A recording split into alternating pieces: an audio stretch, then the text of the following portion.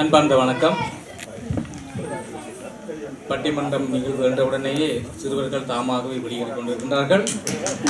அவர்களுக்கு எங்களுடைய பலத்த கடகோஷத்துடன் நாங்கள் இந்த நிகழ்ச்சியை நாங்கள் தொடங்கியிருப்போம். நன்றி.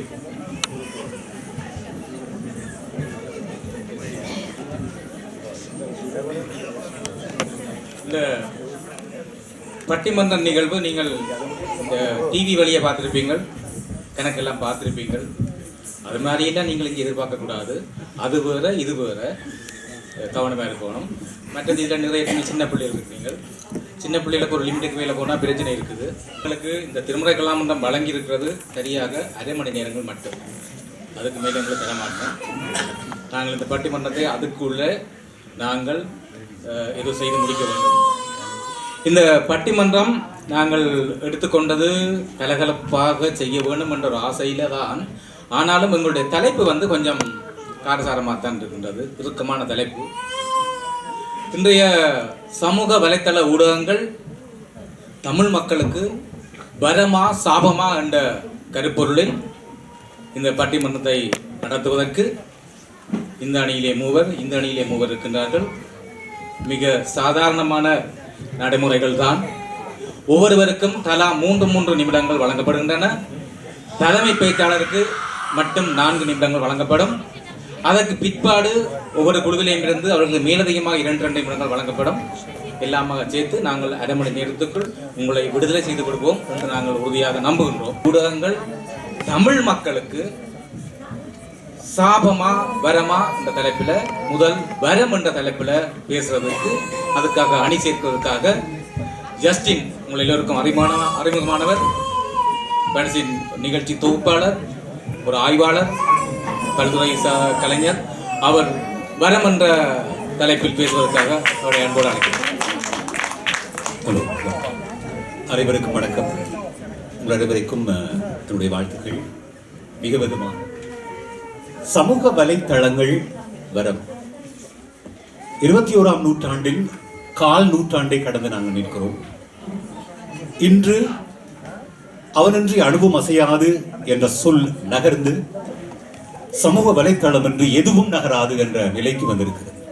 கல்வியில், உழைப்பில், உறவில், அனைத்தையும் இந்த உலகத்துக்குள் கட்டி ஆளுகின்ற ஒரு மிக பெரும் தளமாக சமூக வலைத்தளம் எங்கள் முன்னாலே நிற்கிறது. இது இல்லாத வாழ்க்கை இல்லை என்று வந்துவிட்டது.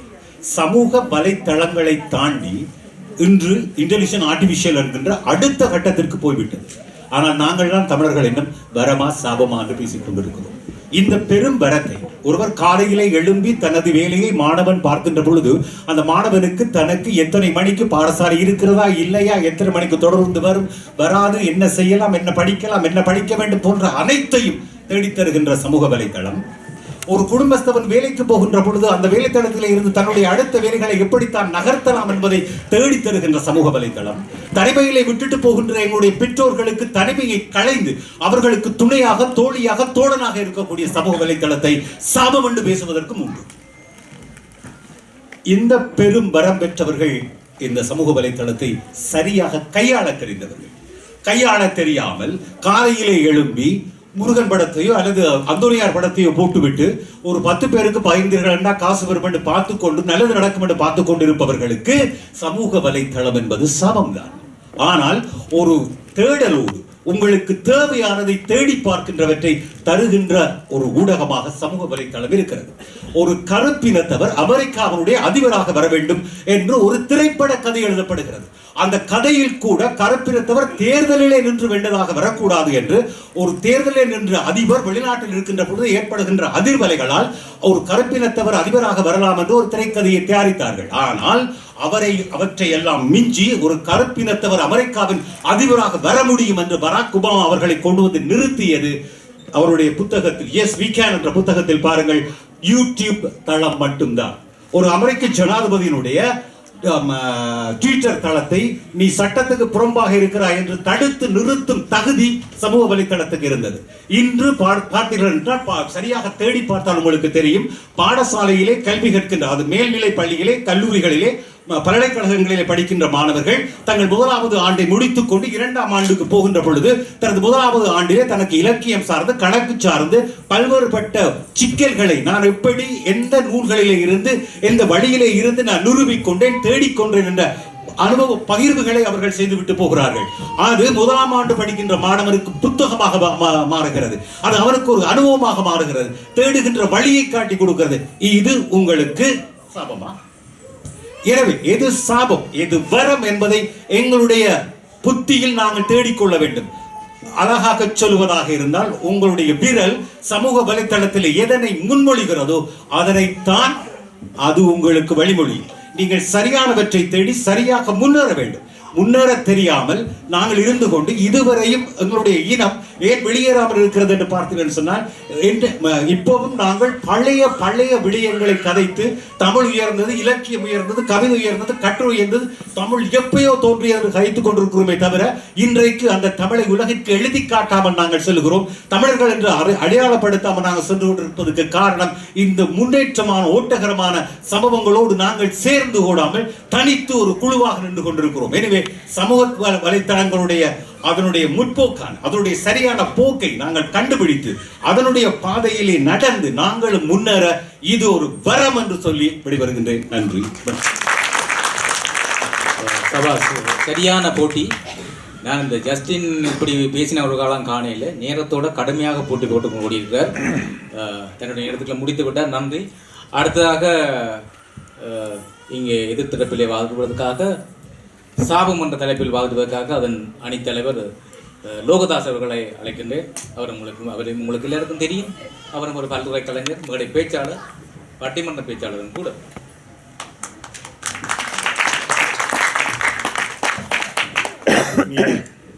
அனைவருக்கும் வணக்கம்.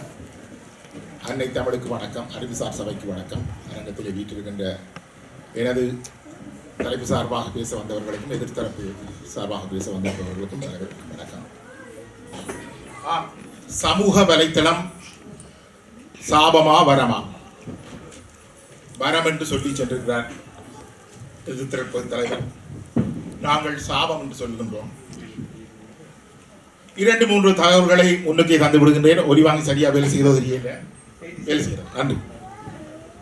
உங்களுக்கு தெரியாது, தெரியாமல் இருக்க நியாயம் இல்லை.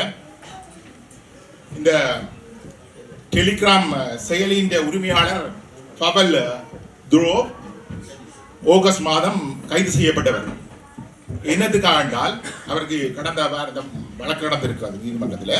ஏன் கைது செய்யப்பட்டவர் லூபுஷே ஏர்போர்ட்ல என்றால் அந்த செயலியூடாக வன்முறைகள் தலை தூக்குறது, போதை வசு கடத்தல்கள் நடக்கிறது என்ற காரணத்துக்காக அவரை கைது செய்தார்கள். 2 பிரஜா உரிமை உள்ளவர், ரஷ்ய பிரஜா உரிமையும் பிரெஞ்சு பிரஜா உரிமை உள்ளவரை அந்த செயலி நிறுவனரை கைது செய்து கொண்டார்.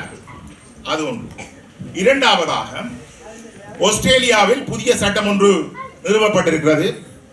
16 வயதுக்கு உட்பட்ட பிள்ளைகள் இந்த சமூக வலைத்தளங்களை பாவிப்பதை நிறுத்த வேண்டும் என்று சட்டம் வந்திருக்கிறது. அந்த சட்டத்தை மீறும் பட்சத்திலே அந்த நிறுவனங்கள் 5 கோடி ஆஸ்திரேலியன் டாலரை செலுத்த வேண்டும் என்று இப்படியான அபராதமாக சட்டம் கொண்டு வந்திருக்கு. ஏன் வந்திருக்கிறது என்றால் இந்த ஊடகங்கள் சமூக வலைத்தளங்கள் மக்களுக்கு கெடுதல்களை செய்கிறது என்பதை இங்கே நிரூபித்திருக்கிறது. நிறைய விஷயங்களை எடுத்துக்கொள்ளலாம். இன்றைக்கு சமூக வலைத்தளங்கள் எங்கள் மனித குலத்தையே மன நோயாளிகளாக்கி இருக்கிறது, மனித குறைபாடு உள்ளவர்களாக்கி இருக்கிறது. மாற்றுத்திறனாளிகள் எல்லாம் மிகவும் மோசமான நிலைக்கு அவர்களை விட்டு சென்றிருக்கிறது. உங்களுக்கு தெரியும், அந்த காலத்தில் நான் 70களில் ஒரு சம்பவம் எனக்கு நினைவு இருக்கிறது. இப்பவே இந்த தலையில வலிக்குது. அந்த காலத்தில் நான் இங்கிலீஷ் படிக்க ஐயர் மாஸ்டர்கிட்ட படிச்சு நான் யாழ்ப்பாணத்திலே. அப்போ இன்னொரு ஃப்ரெண்ட் சொன்னா, நீ பிக்கப் எடுக்கிறது சரி வராது, 70 நடுப்பகுதியில் நீ இங்கிலீஷை பிக்கப் எடுக்கிறண்டா, ஸ்போக்கன் நல்லா பேச கற்றுக்கொள்ளணும்டா, நீ இங்கிலீஷ் படம் பார்க்கணும்டா எங்க ரியல் தியேட்டர்ல போய். அப்ப நான் போய் ரியல் தியேட்டர்ல இந்த இங்கிலீஷ் படத்தை பாப்பம் பண்ணிட்டு, ரியல் இல்ல நெடுக இங்கிலீஷ் படம் தான் ஓடும், போய் கியூவில் நின்றேன். கியூவில் நிற்க 10-15 போது நான் இந்த டேர்ன் வந்தது. கவுண்டரில் இருக்கிறவர் பார்த்தேன், பார்த்துட்டு படம் பார்க்க போகமாட்டார். இல்லு பண்ணிட்டு வெளியால் வந்தார். டிக்கெட் கவுண்டரை விட்டவர் அமைச்சன் டிக்கெட்டை வெளியால் வந்து சிறப்போறார். கிட்ட வந்து கேட்டார், உனக்கு எத்தனை வயது? நான் சொன்னேன் 12 வயது. ஓங்கி ஒரு குட்டு ஒடு, இந்த வயதுல இந்த படம் பார்க்க வந்தீங்க. இப்பவும் அந்த வரி வரிக்கு. ஏனென்றால் சமூகம் சார்ந்து பொறுப்புகள் இருந்தது. அந்த காலத்தில் பொறுப்புகள் இருந்தது. இன்றைக்கு எங்கள் ஒரு பத்திரிகை ஆசிரியராக இருக்கிறார் அன்புக்குரிய நடுவர், ஓசை சஞ்சிகையினுடைய ஆசிரியர். அது மட்டுமல்ல, அம்மா சஞ்சிகையினுடைய ஆசிரியர்.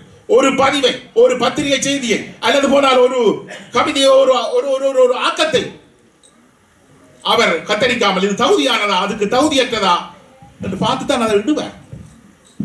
அப்படித்தான் நடந்தது. இதை பார்த்தா சமூக வலைத்தளங்களில் பார்த்தீங்களா தெரியும். உயிரோடு இருக்கிறவர் சாக்காட்டினார், அவர்களை மனநோயாக இருக்கிறார்கள். இதெல்லாம் என்ன நடக்கிறது? சமூகத்தை சீரழிக்கிறது. இந்த இது சமூகத்துக்கு கிடைக்க சாபம். அவர் சொல்றார் 1-2 தகவல்களை, அதுகளை ஏற்றுக்கொள்ள முடியாது. இன்னைக்கு மூளைக்கு வேலை இல்லாம போச்சு. தேடி படிக்கின்ற நினைப்பை தேடி படித்து கொள்ள முடியாமல் போய்விட்டார். தலைமை பேச்சாளரே, எனக்கு அரை மணிச்சாலும் நீங்கள் தருவோம். ஏனென்றால் ஒரு சமூக விரோதிகளை நான் எதிர்த்து பேசுறேன். இந்த சமூக விரோதிகளை இந்த சபையிலே நீங்கள் இழுத்து வைத்து அவர்களை கரம் பண்ணுகிறீர்கள் என்றால் நீங்கள் உங்களை பற்றி நான் தவறாக தான் நினைக்க வேண்டியது. மன்னித்துக் கொள்ளுங்கள் சபையோர்களே, அவரையும் கவனித்துக் கொள்ளுங்கள். இந்த நேரத்திலே அவர் கவனம் சிதற விடுவதற்கு டெலிபோன்ல அதன் விடுப்பு பார்த்துட்டு தெரியாது. நீங்கள் அவரையும் கவனம் பார்த்துக் கொள்ளுங்கள். என்னுடைய கருத்துக்களை முன்வைக்க வேண்டும் ஐயா. மேலதிகமாக 2 நிமிடம் தரலாம். ஆகவே நான் சொல்கிறேன், முடிக்கிறேன் கொஞ்சம் நிச்சயம் இருக்கு நான் சொல்றதுக்கு. ஆகவே இந்த சமூக வலைத்தளங்களை கையாள்வதற்கு உலகம் முழுக்க இந்த மக்களுடைய மனித நேயத்தை, மனித போக்கை, மனித மேம்பாட்டுகளை போக்குவதற்கு எப்படி கார் லைசன்ஸுக்கு ஒரு அனுமதி வழங்குவார்களோ பயிற்சி கொடுத்து, அதை போன்ற ஒரு பயிற்சி கொடுத்து தான் இந்த சமூக வலைத்தளங்களை கையாள வேண்டும் என்ற ஒரு நிலை வந்தால் தான் வரமாக அமைய மொழிய மற்றும்படி அது சாபமாகவே இருக்கும். அதற்கான நிறைய சம்பவங்கள் என்னிடம் ஆதாரமாக இருக்கிறது. கருணை முகு நடுவர் அவர்களே, எங்களுக்கான தீர்ப்பை நீங்கள் நியாயத்தோடு வழங்க வேண்டும். இந்த சமூக துரோகிகளை நீங்கள் தண்டித்து மேக்சிமம் அவர்களுக்கு இந்த மேடைகளிலே 3 வருடமாவது ஏறப்படாது என்ற தண்டனையை வழங்க வேண்டும் என்று கூறி என்னுடைய தரப்பு பேசுவார்கள். அருமை. இதற்கு பதிலளிப்பதற்காக அருமை நண்பர் பேச்சாளர் சிவா அவர்களை அழைக்கின்றோம். அரங்காவலர் சிவா அவர்கள் லோகதாசுக்கு முறையான பதில் தருவார் என்று நாங்கள் எதிர்பார்க்கின்றோம். பார்ப்போம். நடுவர் உள்ளிட்ட சபையினருக்கு எனது பணிவான வணக்கத்தையும் நன்றியையும் தெரிவித்துக் கொண்டு, எதிர்த்தரப்பினர் எதிரணி தலைவர் லோகதாசன் அவர்கள் சொன்னது போல இந்த சமூக வலை ஊடகங்கள் நம்மவர்களுக்கு ஒரு சாபமாக அமைந்திருக்கிறது என்று அவர் பேச வேண்டும் என்ற ஒரு ஆதங்கத்திலே பேசிவிட்டு சென்றிருக்கின்றார். அவருடைய கைத்தொலைபேசியை நீங்கள் பார்த்தீர்கள் என்றால் 24 மணி நேரமும் வேலை செய்து கொண்டே இருக்கிறது. இந்த நிகழ்வு முடிவதற்குள் அவர் அப்டேட் பண்ணிடுவார். அவருடைய முகநூலிலே சமூக வலைத்தளங்கள் என்றது வரங்க. இன்றைக்கு நீங்கள் பார்த்தீங்கன்னு சொன்னால் பள்ளி செல்கிற பாலகனில் இருந்து பல்லு போன முதியோர்கள் வரை செல் இல்லாதவர்கள் இல்லை. இந்த அரங்கத்தை நீங்கள் சோதித்தால் யாரிடம் செல் இல்லை. செல்லுக்குள் என்ன இருக்கிறது? சமூக வலைத்தளங்கள் தான் இருக்கின்றன, சோசியல் மீடியா. எல்லோரும் அதில் மூழ்கி கிடக்கிறார்கள். ஆனால் இது வரம். அதை சரியான முறையில் இந்த மகா சமுத்திரத்திலே விலங்குகள், இந்த சுறா இருக்கிறது, இவ்வளவோ கடல் திமிங்கலம் இருக்கிறது, எல்லாம் இருக்கிறது. ஆனால் முத்துக்களும் அங்கேதான் கொட்டி கிடக்கிறது. அதே போல்தான் இந்த சமூக வலைத்தளங்கள் என்பது எங்களுடைய எண்ணங்களும் சிந்தனைகளும் சிறப்பாக இருந்தால் நாங்கள் அதில் வெற்றி பெற முடியும். மனோண்ணே பற்றி சொன்னார். ஓசை மனோண்ணே புத்தகம் எழுதினவர் என்று சொன்னார். அதே மனோண்ணே தான் அவர் தனக்கு நேரம் கிடைக்கும் போதெல்லாம் இந்த சமூக வலைத்தளமான முகநூலில் தன்னுடைய கதைகளை சிறுக சிறுக பதிவு செய்து அமோக வரவேற்பை பெற்றிருந்தார். பார்வையாளர் வாசித்து அதிலே பெற்ற கதைகளை எல்லாம் திரட்டி அண்மையில் நூலாக வெளியிட்டிருந்தார். அது பெரும் வெற்றி பெற்றது. ஆகவே இந்த சமூக வலைத்தளங்களை நாங்கள் பயன்படுத்துகின்ற தன்மைதான் எங்களை அதிலிருந்து உயர்வாக கொண்டு செல்லும். அதை விடுத்து சாபம் என்று அவர்கள் பேசுவதற்காக 3 பேர் வந்திருக்கிறார்கள் என்று அரசாங்கங்கள் கூட இந்த சமூக வலைத்தளங்கள் நூறாகத்தான் இயங்கி கொண்டிருக்கின்றன. இங்கே பிரான்ஸ் எடுத்துக்கொண்டால் நீங்கள் ஒரு ஒபிஷியலாக ஒரு அலுவலை நீங்கள் செய்கிறதுக்கு இந்த சமூக வலைத்தளங்கள் தேவைப்படுகிறது. இன்றைக்கு எங்களுக்கு எவ்வளவோ தடங்கல்கள் இருந்தன. ஏன் என்னையே எடுத்துக்கொள்ளுங்கள், நான் ஒரு உதாரணமாக இங்கே நிற்கிறேன். ஏனென்றால் நான் படித்த படிப்புக்கு நான் 18 வயதில் நாட்டை விட்டு வந்தேன். இன்றைக்கு எனக்கு 56 வயது. 18 வயதில் வந்தபோது நான் படித்த படிப்பை நான் மறந்து விடுவேனோ என்று நினைத்து ஆதங்கம் கொண்டேன்.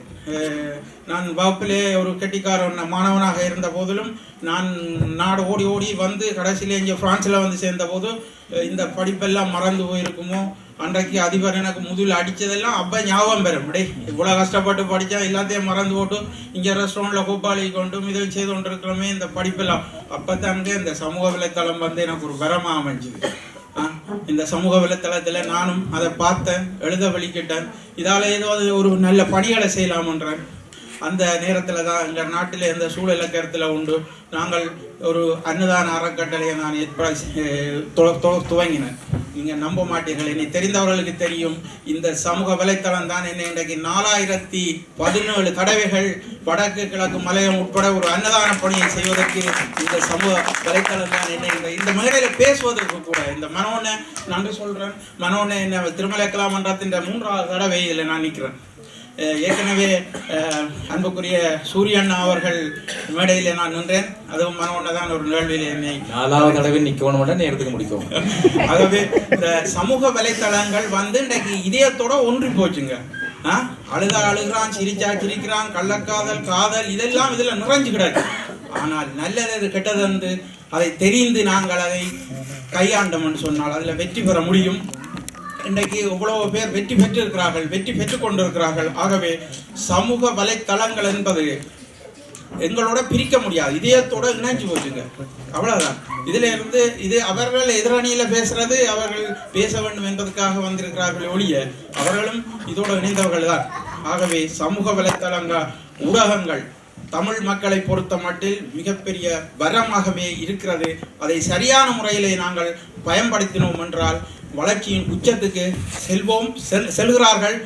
அடுத்த தலைமுறை அதைத்தான் பயன்படுத்துகிறார்கள் என்று கூறி இந்த வாய்ப்புக்கு நன்றி கூறி விடைபெறுகிறேன். நன்றி, வணக்கம். நன்றி சிவா. என்னுடைய நேரத்தையும் எடுத்துக்கொண்டீர்கள், பரவாயில்லை. அடுத்ததாக பெண் சிங்கம் ஜீவதி அவர்களை அழைக்கின்றோம். அவர் சாபம் என்று சாபம் விடுவதற்காக. அனைவருக்கும் இனிய புத்தாண்டு வாழ்த்துக்களுடன் பொங்கல் வாழ்த்துக்களையும் தெரிவித்து நிற்கின்றேன். இன்றைய நாளிலே நாங்கள் சமூக வலைத்தளங்கள் தமிழ் மக்களுக்கு வரமா சாவமா என்றுதான் எங்களுடைய நடுவர் அவர்கள் தெரிவித்திருந்தார். இங்கு வந்த எங்களுடைய பேச்சாளர் ஜஸ்டின் அண்ணா கூறுகின்றார், அமெரிக்காவில் இருக்கிற ஒபாமாவின் தேர்தலை பற்றி கூறுகின்றார். இன்றைய காலகட்டத்தில் சமூக வலைத்தளம் என்பது என்ன என்று நாங்கள் ஒரு கேள்வி கேட்கணும். வலை பின்னல்களுக்குள்ளே எங்க எல்லாரையும் கொண்டு போட்டு சிக்கு முக்கு ஆட வச்சிட்டு வெளியே வர முடியாம அமைக்கப்பட்டதுக்கு பேர் தான் சமூக வலைத்தளம். இந்த சமூக வலைத்தளங்கள் வந்து சுதந்திரமான கட்டுப்பாடுகளற்ற செயல்பாடுகளை கொடூரமாக மனிதர்களிடையே விதைத்துவிட்டு இருக்கிறது தான் சமூக வலைத்தளம் என்பதை இவர்கள் மறந்து போய் இங்கு வந்திருக்கிறார்கள். நான் முற்று முழுதாக சமூக வலைத்தளங்கள் வரம் சாபம் அதுகளை தாண்டி இன்றைக்கு வந்து நாங்கள் சமூக வலைத்தளத்தால் அனுபவிக்கக்கூடிய செயல்பாடுகளையும் எங்களோட குடும்பங்களுக்குள்ள இருந்து நாங்கள் அனுபவிக்கக்கூடிய செயல்பாடுகளையும் பற்றி கதைக்க வந்திருக்கிறேன். நீங்க இப்ப பாருங்க, எந்த வீட்டிலையும் ஒரு குழந்தை பிறந்துட்டா ஒரு 3 மாசம் இருக்கும். 3 மாதத்துக்கு முதலே தாய் என்ன செய்யறா, பிள்ளைகளை கொண்டு போய் ஒரு ஒரு ஒரு கதிரையில வச்சு போட்டு இந்தா டிவி பாருன்ட்டு போட்டு விட்டுட்டு போயிடுறா. அவ திரும்ப திரும்ப திரும்ப திரும்ப ஒரே கார்ட்டூனை பார்த்து பார்த்து பார்த்து பார்த்து அந்த பிள்ளைகளுக்கு மூளையில எங்க யோசிக்கிறது, எங்க யோசிக்காம விடுறது, என்னத்தை செய்யறது செய்யாம விடுறதுன்றதை பற்றியே தெரியாத ஒரு காலகட்டத்தில் நம்மளை கொண்டு விட்டு இருக்கு இந்த சமூக வலைத்தளம். எத்தனை பிள்ளைகள் இந்த நாட்டில் எங்களோட இலங்கை தமிழர்கள் எத்தனையோ பிள்ளைகள் எனக்கு நான் நன்கு அறிந்திருக்கிறேன். சிறிய பிள்ளைகள் இன்றைக்கு பேச்சுக்கள் வராமல் ஒட்டிசம் என்ற ஒரு பாதிப்புக்கு உட்பட்டு நிறைய பிள்ளைகள் இன்றைக்கு உருவாகிறார்கள் என்றால் பெற்றோர்கள் தன்னுடைய பிள்ளைகளுக்கு 24 மணித்தியாலமும் காட்டும் காட்டும் காட்டும் அடுத்த கட்டத்தை எடுத்துக்கொண்டால் பிள்ளைகளுக்கு கேமில் என்னத்தை சொல்லிக் கொடுக்குறோம் நாங்கள்?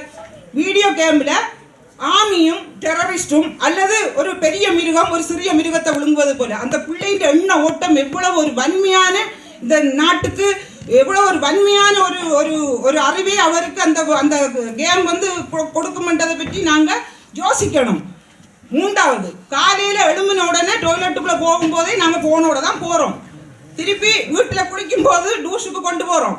அது போக வேலைக்கு போகும்போது கொண்டு போகிறோம். திரும்பி வந்து நாங்கள் எங்களுடைய போர்வைக்குள்ளே போகிற வரைக்கும் அந்த சமூக வலைத்தளங்களுக்குள்ள தான் நாங்கள் மூழ்கி போய் இருக்கிறோம்ன்றது நமக்கு எல்லாருக்கும் தெரியும். பிள்ளைகள் இன்றைக்கு குடும்பங்களில் ஒரு விதமான பரிவு, நேசம், பாசம் எதையுமே நாங்கள் அனுபவிக்கல. ஒரு புள்ள ஒரு ரூமில், அடுத்த புள்ள அடுத்த ரூமில், கணவர் ஒரு பக்கம் டிவியோட, மனைவி ஒரு பக்கம் நாடகத்தோட. சமூக வலைத்தளம் வந்தது நம்முடைய நேரங்களை சுருக்கி கொள்றதுக்காக. ஆனால் இன்றைக்கு ஒரு நாளைக்கு எங்களுடைய சமூக வலைத்தளம் வந்து எங்களுடைய நேரங்களையும் முழுங்கி கொண்டிருக்கிறது மேலதிகமாக. உதாரணத்துக்கு ஒரு சிறிய பகுதி ஒன்றை நான் இதில் சொல்லிக்கொள்ள விரும்புகிறேன். எங்களுடைய வீட்டில் நடந்த சம்பவம் உண்டு.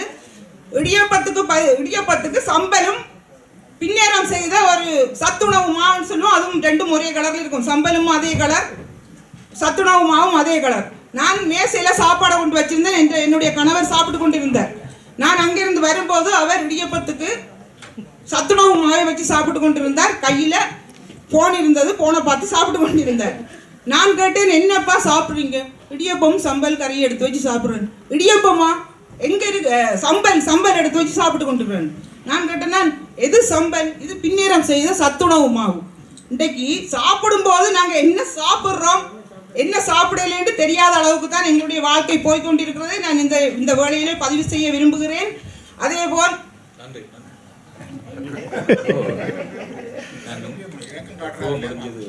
எனவே இறுதியாக சமூக வலைத்தளங்கள் நன்மையும் இருக்கு, திண்மையும் இருக்கு. கத்தி என்பது அது ஒருத்தருடைய கழுத்தை வெட்டும் போது திண்மையாக அமையுது. நாங்கள் ஒரு வைத்தியரிடம் இருக்கும்போது அது நன்மையாக அமையுது. நன்மையோ தீமையோ நாங்கள் நன்மையானவைகளை எடுத்துக்கொண்டு தீமையானவைகளை விலக்கி செல்ல வேண்டும் என்று நான் கேட்டு நிற்கின்றேன். நன்றி, வணக்கம். அது எந்த வேலை பரவாயில்லை. ஓகே, அடுத்ததாக நாங்கள் நண்பர் ஆனந்தனை அழைக்கின்றோம். இந்த ஆனந்தனுக்கு பிரத்யேக நன்றி. அவர் இழப்பலை நிரப்புவதற்காக தடுதியாக நாங்கள் தயாரிக்கப்பட்ட ஒருவர் தான் ஆனந்தன். தலைவருக்கும் இங்கே மேடையிலே இருக்கின்ற நண்பர்களுக்கும் சபையோருக்கும் என்னுடைய வணக்கங்கள். வரம் எனப்படுவது உங்களுக்கு தெரிஞ்சிருக்கும். பழைய படங்கள் பார்த்துருந்தா அந்த வரம் பெறுவதற்காக எவ்வளவு கஷ்டப்பட்டிருப்பார்கள். அதாவது இருக்கிற ஒரு சக்தியை விட, என்னட்ட இருக்கிற சக்தியை விட மேலதிகமான அதிகூடின சக்தியை பெறுவதற்காக பெறுகின்ற ஒரு ஆற்றல் அல்லது கடவுளிலிருந்து பெறுகின்ற ஒன்று தான் வரம். அப்போ இன்றைக்கு நாங்கள் அப்படி அந்த வரத்தை கொண்டு வரோம். அந்த வரம் பெறுவதற்காக முனிவர்களாகி காட்டுக்கு போய் தவம் இருந்து எவ்வளோ கஷ்டப்பட்டு பெறுகிறார்கள். ஆனால் இந்த ஊடக தளங்கள் வந்து நாங்கள் கண்டுபிடிக்கல, ஆனால் மனிதனால் கண்டுபிடிக்கப்பட்டு மனிதர்களுக்காக பயன்படுத்தப்பட்டு வருகிறது. அதில் இருக்கிற பிரச்சனைகளையோ பிழைகளையோ அது வரமா சாவமான்னு நாங்கள் ஒப்பிடக்கூடாது. அது வரம். ஏன்னு சொன்னால் இன்றைக்கு அண்ணாமலை யூனிவர்சிட்டியில் அங்கே ஒரு பிரச்சனை நடக்குது, அடுத்த 5 நிமிஷத்தில் இங்கே தெரியுது. ஊரில் ஒரு பிரச்சனை நடக்குது, அடுத்த 10 நிமிஷத்துல இங்கே தெரியுது. அமெரிக்காவில் காடு இது நாங்கள் இங்கே பார்க்குறோம். ஆனால் அங்கே ஒரு கொடூர சாவு நடக்குது, அதை ஒருவன் எடுத்து போடுறான் என்றால் அது அவனுடைய பிள்ளை. அப்போ நீங்கள் உங்களை அந்த அந்த அந்த எந்த ஊடகம் இருக்குதோ, எந்த சமூக ஊடகங்கள் இருக்குதோ அதனுடைய வரத்தை நீங்கள் அதை பாவிக்கிறாக்களை வச்சு நான் கணக்கு பார்க்க முடியாது. அதோட இன்னொன்று என்னன்னு சொன்னால், இப்போ நீங்கள் எதை பார்க்குறீங்களோ கூட, நீங்கள் விவசாயத்தை பார்த்து கொண்டு இருந்தீங்கன்னா உங்களுக்கு விவசாயம் சம்பந்தமான தந்து கொண்டு இருக்கும். நீங்கள் விவசாயத்தை பற்றி அறியணும், வயல்களை பற்றி அறியணும், மிருகங்களை பற்றி அறியணும். நீங்கள் தட்டி கொண்டு போறீங்கன்னா அதான் வரும் உங்களுக்கு. கடவுளை பற்றி அறியணும்னு சொல்லி 2 பாட்டு கேட்டிங்கன்னா அடுத்த 3வது பாட்டு 4வது பாட்டை தந்து கொண்டு இருக்கும். அப்போ என்னென்ன பிள்ளை இருக்குது, நான் எதையோ ஒன்றை பார்க்கக்கூடாத பார்த்துக்கணும், அல்லது கேட்கக்கூடாத கேட்கணும், கேட்டு போட்டு அதான் வருது அதான் வருது இதில் அதான் கிடக்குதுன்னு சொன்னால் அது என்னுடைய பிள்ளை. ஆகவே இதை நாங்கள் எப்படி நாங்கள் செய்கிறோம்ன்றதும் அதில் வரக்கூடிய விஷயங்களை நாங்கள் எப்படி அணுகுன்றது எங்களுடைய புரிந்துணர்வும் எங்களுடைய அறிவு சார்ந்த விஷயமா தான் நான் அதை பார்க்கணும். ஆகவே உதாரணத்துக்கு கத்தியை நீங்கள் எடுத்துக்கொண்டால் கத்தி வந்து கத்தியால் நாங்கள் இவ்வளோ செய்கிறோம். எந்த உபகரணத்தையும் நீங்கள் எடுத்துக்கொள்ளணும். ஆனால் அது ஒரு பக்கத்தில் நீங்கள் பிள்ளையா பாய்க்கும் போது எங்கள் காலை தான் வெட்டுது. காலை வெட்டுறதால கத்தி இருக்கக்கூடாது, இந்த உலகத்தில் இருக்கிற கத்தியெல்லாம் நாங்கள் அழிச்சிடுவோம்னு சொன்னால் அதில் நட்டப்படுறது நாங்கள் தான். ஆகவே ஊடகங்கள்ன்றது வந்தது மனிதனை பலப்படுத்துறதுக்கு, மனிதனை மேம்படுத்துறதுக்கு. இன்றைக்கு அவனுடைய வாழ்க்கை முழுக்க இன்றைக்கு எதை எடுத்தாலும் பஸ் வாரதுலேருந்து பார்க்குறதுலேருந்து, பணத்துக்கு டிக்கெட் புக் பண்ணுறதுலேருந்து, சாமான் இந்த கடையில் இருக்கான்னு பார்க்குறதுலேருந்து, இந்த கடை திறந்து இருக்குதா பூட்டி இருக்கான்னு பார்க்குறதுக்கு, என்ற நேரத்தை மிச்சப்படுத்துறதுக்கு எல்லாத்துக்கும் நாங்கள் பாவிக்கிறது இன்றைக்கு இந்த ஊடகங்களை தான் நாங்கள் பாவிக்கிறோம். இந்த சமூக வலைத்தளங்களை தான் நாங்கள் பாவிக்கிறோம். நீங்கள் பாவிக்க தெரியாமல் பாவிச்சு போட்டு நான் அதில் பிள்ளைன்னு சொல்லக்கூடாது. இந்த நாங்கள் எப்படி நாங்கள் பாவிக்கிறோம், எப்படி நாங்கள் பாவிக்கணும்னா பிள்ளைகளுக்கு பழக்கப்படுத்தணும். எங்களுக்கு பாவிக்க தெரியாமல், நாங்கள் நேரம் தெரியாமல், நாங்கள் கூட அதில் போய் இருந்து போட்டு பிள்ளை பாவிக்குது, பிள்ளை என்ன செய்கிறான், நெடுக்க அதுக்குலாம் போகிறோம், பிள்ளை அதுக்குலாம் பிள்ளை அதுக்குலாம் போகும். ஏன்னா நான் அதுக்குலாம் இருக்கிறேன். ஆகவே நாங்கள் அதை எப்படி பாவிக்கணும் பழகணும் என்று பழகி அதனுடைய பெருமதியையும் அதனுடைய செயற்பாட்டையும் வீரியத்தையும் எங்களை பிள்ளைகளுக்கு நாங்கள் கடத்தணும். அப்படி கடத்தும் போது தான் அதனுடைய பெருமதி தெரியும். இது நாங்கள் தமிழில் பழமொழி சொல்லுவாங்க, ஆட தெரியாதவருக்கு மேடை கோணன்ற மாதிரி மேடை கோணம் எங்கள் ஆட்டத்தை நாங்கள் சரியாக ஆடணும். எங்கள் ஆட்டத்தை சரியாக ஆடும்போது அதனுடைய பெருமதி சரியாக இருக்கும் என்று கூறி விடைபெறுகிறேன். நன்றி. நன்றி நன்றி நன்றி ஆனந்த். அடுத்ததாக எங்களுடைய இளம் பேச்சாளர், வளர்ந்து வரும் பட்டிமன்ற நாயகன் தம்பி பாத்திமன் அவர்கள் உரையாற்றுவார். அவர் ஊடகத்துறையை சார்ந்தவர், சாபம் என்று பேச வந்திருக்கின்றார். பார்ப்போம். உலக மொழிக்கெல்லாம் சொல்லிந்த பெருமாட்டி என் தமிழன்னை, அவளை முதற்கண் வணங்குகிறேன். சபையோருக்கும் அவை தலைவருக்கும் இனிய எந்தரப்பு சக பேச்சாளர்களுக்கும் எதிர்த்தரப்புவாதிகளுக்கும் வணக்கங்கள். இன்று நாங்கள் இந்த சமூக வலைத்தளங்களினால் பல்வேறுபட்ட பிரச்சனைகளை சந்தித்து கொண்டிருக்கின்றோம். நடுவர் அவர்கள் சொன்னார்கள் ஊடகவியல் துறை என்று சொல்லி.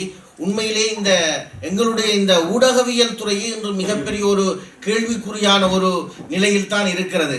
என்னென்னு சொல்லி சொன்னால், தமிழ் கொஞ்சம் டைப் பண்ண தெரிஞ்சால், எழுத தெரிஞ்சால் அவர்கள் ஊடகவியலாளர்களாக எதையும் எழுதிவிட முடியும் என்ற நிலைதான் இன்றைய நிலை காணப்படுகிறது. எடுத்துக்காட்டாக நாங்கள் பார்க்கின்ற போது சில இன்றைய ஊடகங்களிலே, இணைய ஊடகங்களில் நாங்கள் பார்க்கின்ற போது சில செய்தி வரும்.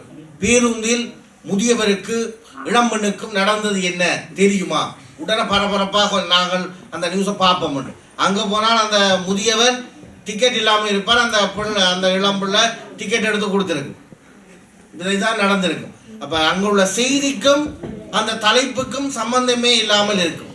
சில ஊடகங்கள், இணைய ஊடகங்கள் பார்க்கின்ற போது, செய்தியை பார்க்கின்ற போது, கத்தியால் சதக் சதக் என்று குத்தினார், ரத்தம் சலசல என ஓடியது, எதிரை மோனை வைத்தெல்லாம் இன்று செய்திகளை இந்த இணைய ஊடகங்கள் உருவாக்கி கொண்டிருக்கின்றன. இதெல்லாம் எப்படிப்பட்ட பாரதூரமான விளைவுகளை எங்களுடைய சமூகத்தில் ஏற்படுத்தக்கூடியது என்பதை நாங்கள் சிந்தித்து செயற்பட வேண்டும். ஆகவே சமூக ஊடகங்களை அல்ல சமூக வலைதளங்களை நாங்கள் சரியான முறையிலே பயன்படுத்தினாலும் பயன்படுத்தாவிட்டால், இந்த பெரிய யாழ்ப்பாணத்தில் எப்படி பறந்த கொடி, என்ன பறந்த கொடி, இன்று விஜயனுடைய கொடி பறக்கிறது என்று சொல்லி ஒரு செய்தி ஒன்று வந்திருந்தோம். அதுக்குள்ள ஆரம்பமாக ஏகப்பட்ட கமெண்ட்ஸ் பார்த்தால் உண்மையிலேயே அந்த விஜயனுடைய கொடி இந்தியாவிலே, தமிழ்நாட்டிலே ஏதோ ஒரு இடத்தில் இளைஞர்களால் ஏற்றப்பட்ட ஒரு கொடி. ஆனால் அதை யாழ்ப்பாணத்தில் என்று சொல்லி யார் உடனே போட்டிருக்காங்க. உடனுக்குள்ள அது என்ன ஏது உண்மை சரி போய் ஒன்றும் பார்க்கறே இல்லை, உடனே எழுதி தள்ள வேண்டியது. அப்போ இப்படி தவறான செய்திகளை எங்களுடைய சமூகத்தின் மத்தியிலே பரப்புகிறதுக்கு இவ்வாறான சமூக வலைதளங்கள் ஒரு மிகப்பெரிய பங்கத்தை ஏற்படுத்தி இருக்கிறது. அப்போ இது ஒரு மிகப்பெரிய பிரச்சனையாக நாங்கள் பார்க்க முடியும். அடுத்து நாங்கள் பார்க்கின்ற போது, இன்று நாங்கள் ஒரு விடுதலைக்காக போராடி கொண்டிருக்கின்ற இனம், எங்களுடைய விடுதலையை முடக்குகின்ற வேலைகளிலே கூட இந்த சமூக ஊடகங்களுடைய தாக்கம் மிகப்பெரியதாக காணப்படுகிறது. எங்களுடைய இனப்பிரச்சனை சம்பந்தமான எந்த ஒரு விடயங்களையும் இன்று ஊடகங்களில் நாங்கள் பார்த்தால் அது பெரிதாக இல்லை, எல்லாம் அழிக்கப்பட்டு விட்டது. இன்று நாங்கள் பார்க்கின்ற போது செஞ்சோலை படுகொலை சம்பந்தமாக பாடப்பட்ட அந்த பாடல்கள் கூட சமூக ஊடகங்களிலே இல்லை. பின்னொரு காலத்திலே நாங்கள் பார்க்கின்ற போது இதெல்லாம் நடந்ததா என்ற கேள்வி கேட்கின்ற ஒரு நிலை காணப்படும். அடுத்தது, இந்த முடக்குகின்ற போது அதை என்னதுக்காக முடக்கினோம்? தமிழினம் என்று சொன்னால் உடனே முடக்கப்படுகிறது, உடனே தேசிய தலைவர் என்று சொன்னால் சமூக ஊடகம் முடக்கப்படுகிறது, எங்கள் ஈழம் சம்பந்தமாக பேசினால் முடக்கப்படுகிறது. அப்போ நாங்கள் என்ன செய்கிறோம்னு சொல்லி சொன்னால் இந்த பேர்களை எல்லாம் தவிர்த்து தவிர்த்து தவிர்த்து நாங்கள் எங்களுடைய முகநூலை ஓடுகிறோம். அப்படி என்று சொல்லி சொன்னால் நாங்கள் எதிர்காலத்தில் அவற்றையெல்லாம் மறந்து விடுவோம். அப்போ அதற்கான அவர்கள் என்ன நோக்கத்திற்காக இதை செய்கின்றார்களோ அதை நாங்களே செய்கின்றோம். நான் நேரம் கிடைக்கின்ற போது வடிவமைப்பு செய்கின்றவரால் ஒரு முறை இப்படித்தான் ஒரு வரலாற்று சம்பந்தமான ஒரு போட்டி, அந்த போட்டிக்கு சான்றிதழ் கொடுக்க வேண்டும், அதற்கு வடிவமைப்புக்கு வந்திருக்கிறார்கள். அப்போ சரி ஓகே உங்களுக்கு எப்படி வேணும் நான் கேட்கிறேன். அப்போ கேட்கிற போது அவர்கள் சொல்கிறோம்னா இடம் சம்பந்தமாக இருக்கக்கூடாது, என்ன அது இங்கே பிரச்சனை, வெளிநாட்டில் பாதுகாப்பு பிரச்சனை, மாவீர சம்பந்தமான படங்கள் எதுவும் போடக்கூடாது. அப்போ என்னென்று அந்த வடிவமைப்பை செய்ய முடியும்? வெள்ளையற்றோல நீங்கள் எழுதி போட்டு கொடுங்க என்று சொல்லி நான் சொன்னேன். இப்போ இப்படிப்பட்ட சூழ்நிலை தான் இன்று காணப்படுகிறது. இவையெல்லாம் எங்களுடைய சமூகத்திற்கு மிகப்பெரிய ஒரு பங்கம் ஏற்படுகின்ற விதத்திலே இருப்பதை நாங்கள் பார்க்கக்கூடியதாக இருக்கிறது. அடுத்து நாங்கள் இந்த சமூக ஊடகங்களை எல்லோரும் பாவிப்பதனால் அந்த சமூக ஊடகங்கள் நன்மை செய்து விடுகிறதுன்னு நாங்கள் சொல்லிவிட முடியாது. அப்போ நேரம் முடிவடைந்து விட்டது. நான் ஒரு சில விடயங்களை சொல்லி முடிக்கலாம் என்று நினைக்கின்றேன். நேரம் அந்த உங்களுக்கு புள்ளிகள் கழிக்க வேண்டி வந்துவிட்டது. இன்னும் ஒரு விடயத்தை நாங்கள் பார்க்கும்போது அண்மையிலே நீங்கள் பார்க்கக்கூடியதாக இருக்கும். ஒரு மருத்துவரை இந்த சமூக ஊடகங்கள் அரசியல்வாதி ஆக்கி இருக்கிறது. இன்று சமூகத்திலே அது ஒரு மிகப்பெரிய ஒரு கேள்விக்குறியான பேசு பொருளான விடயம். அவருடைய தனிப்பட்ட விடயத்தை நான் இங்கு பேச வரவில்லை. ஆனால் அவர் பொது இடங்களில் எப்படி எல்லாம் பேசித்திருக்கார். உண்மையிலே அவர் மருத்துவருக்கு படித்துத்தான் வந்தாரா என்று கேட்கின்ற அளவிற்கு அவருடைய சில உரையாடல்கள், நேரலைகள் போன்றவை காணப்படுகிறது. இவையெல்லாம் சமூக ஊடகங்கள் நமக்கு தந்த சாபங்கள். ஆகவே எதிர்காலத்திலாவது இந்த சமூக ஊடகங்களை நாங்கள் தவிர்த்து நல்ல முறையிலே நாங்கள் எங்களுடைய வாழ்க்கையை கட்டமைத்துக் கொள்ள வேண்டும் என்று கூறி எமக்கு வாய்ப்பை எம்பக்கமே நடுவரவர்கள் வழங்குவார்கள் தீர்ப்பு என்று நம்பிக்கையோடு அமர்கின்றேன். நன்றி. ஓகே, நன்றி. என்னென்றால் இந்த வரம் பற்றி பேசின அணியினருக்கு நாங்கள் மேலதிகமாக 2 புள்ளிகளை வழங்க வேண்டியிருக்கின்றது. அவர்கள் நேரத்தை மிக கச்சிதமாக கையாண்டார்கள்.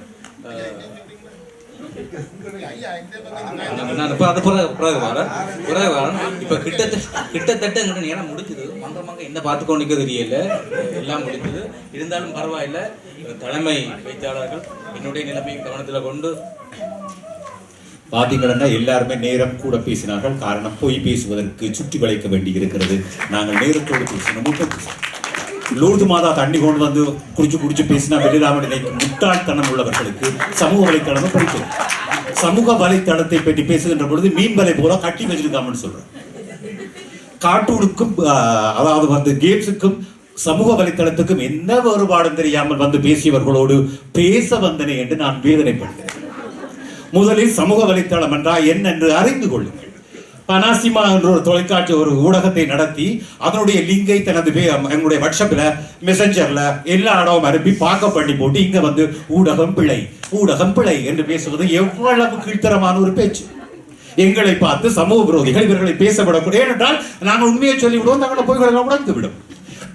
ஒரு நிகழ்ச்சிக்கு போனா எல்லாரும் கிளிக்கு படம் எடுத்து தனது பேஸ்புக்கில் போட்டு இல்லாத பொல்லாத பட்டப்பேர்கள் எல்லாம் அவர்களுக்கு கொடுத்து எழுதுகின்ற இந்த இங்கே வந்து நின்று ஊடகம் சரியில்லை என்று பேசுகிறார். எவ்வளவு கவனமாக இருக்கு. தயவு செய்து உண்மை பேசுங்கள். சமூக வலைத்தளத்தில் நீங்கள் அடிக்க அந்த யூடியூப் சேனல் நடத்தி அதில் வரும் பணத்தில் எப்படி இருக்கிறார் என்று பாருங்கள். இப்படி இருந்து கொண்டு நீங்கள் உழைச்சிடக்கூடாது, நீங்கள் கூட கருத்தை பேசிடக்கூடாது, அது சாபம் என்று சொல்லி உங்களுடைய நல்ல அறிவை கெடுக்கின்ற இந்த 3 சாபங்களையும் மேடையிலே காணக்கூடாது என்று சொல்லி விடைபெறுகிறேன். நன்றி நன்றி பேச்சாளரே. அடுத்ததாக இறுதியாக நீங்கள் பேசுங்கள். எனக்கும் கொஞ்சம் நேரம் விட்டுட்டு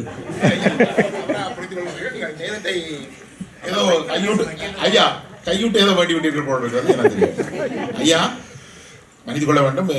நேரத்தை கருத்தில் கொண்டு நான் பேசுகின்றேன். அதாவது சமூக வலைத்தளங்கள் இன்றைக்கு பிள்ளைகள் அந்த காலத்தில் பார்த்தோம் என்றால் ஸ்கூல் முடிஞ்சு வந்தோம் என்றால் பந்து எடுத்துக்கொண்டு போய் விளையாடணும், அது உடற்பயிற்சி, மூளைக்கு பயிற்சி. இன்றைக்கு பிள்ளைகள் வந்தோடனே வீட்டில் டெலிஃபோனை தட்டி கொண்டு பயிற்சி. பிள்ளைகளுக்கு மூளை பழுதாகிக்கொண்டு போகுது. அது மாதிரி தான் இந்த பிள்ளைகள் அதிக மதிப்பெண் எடுக்கின்ற பிள்ளைகள் மீட்டல் வகுப்புகளிலே சரி அதிக மதிப்பெண் எடுக்கின்ற பிள்ளைகள் அங்கே போய் அதாவது பரீட்சைக்கு போன பின்னது வென்சூர் ஈஸ்வரம் எடுக்குது இல்லை, வென்சூர் எடுத்துக்கொண்டு வருகிறோமே. இதுக்கு அந்த போதை வஸ்துக்கு அடிமையான மாதிரி இவர்கள் இதுக்கு அடிமையாகிறார்கள். இதான் நடக்கு.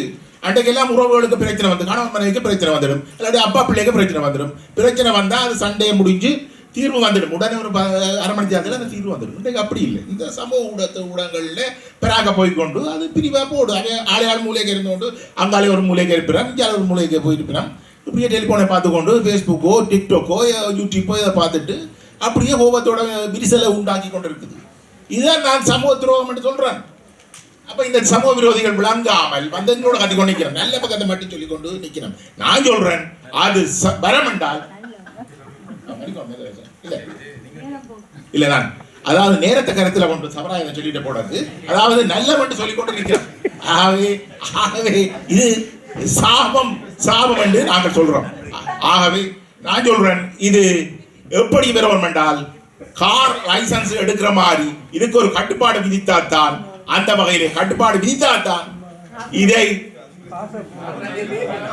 ஆனால் அது வரை இது சாபம் மனித குலத்துக்கே சாபம். ஒட்டுமொத்த தமிழ் சமூகத்தில் இல்லை, மனித குலத்துக்கே இந்த சமூக ஊடகங்கள் சாபம் என்று கூறி விடைபெறுகிறேன். நன்றி. கருத்தில் கொள்ள வேண்டி கிடக்குங்க.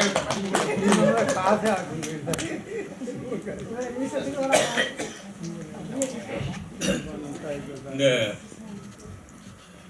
பட்டிமன்ற அரங்குக்கு வரும் வரைக்கும் எனக்கும் கொஞ்சம் பயமாத்தான் இருந்தது எப்படி இருக்கும் என்று. ஆனால் உண்மையிலே இந்த அறுவருக்கு நான் மிகுந்த நன்றியுடையவனாக இருக்கின்றேன். இந்த அவையை கலகலப்பாக 30 நிமிடங்கள் தாண்டியும் வைத்திருந்தமைக்காக அவர்களுக்கு மீண்டும் நன்றிகள். இந்த தலைப்பு வந்து ஒரு இறுக்கமான தலைப்பு தான். இந்த இறுக்கமான தலைப்பையும் அவர்கள் கலகலப்பாக பேசியிருக்கிறார்கள். எதிர்பார்த்ததை விட மேலாக இருந்தது. அவையினருக்கும் நன்றி. நீங்கள் மிக பொறுமையாக அதை கேட்டுக்கொண்டிருந்தீர்கள். இன்னும் பார்க்கல, இன்னும் அரை மணி நேரம் போனாலும் கூட நீங்கள் கேட்க தயாராக இருக்கிறீர்கள். அதுக்காக நாங்கள் கடைசி வாரம் போக மாட்டோம் என்றதை நாங்கள் உறுதியாக இந்த பட்டிமன்றம் தொடங்கும் முன்னுக்கே நண்பர் ஜஸ்டின் வந்து மிகுந்த குறைப்பட்டவர். இந்த நேரம் பத்தாதென்று அது மிகுந்த உண்மை. ஆனாலும் நாங்கள் இந்த இடத்தில் உங்களையும் கவனத்தில் கொண்டுதான் நாங்கள் முடித்துக் கொள்கிறோம். நானும் என்னுடைய பகுதிக்கு 1-2 வார்த்தைகள் சொல்ல வேண்டும்.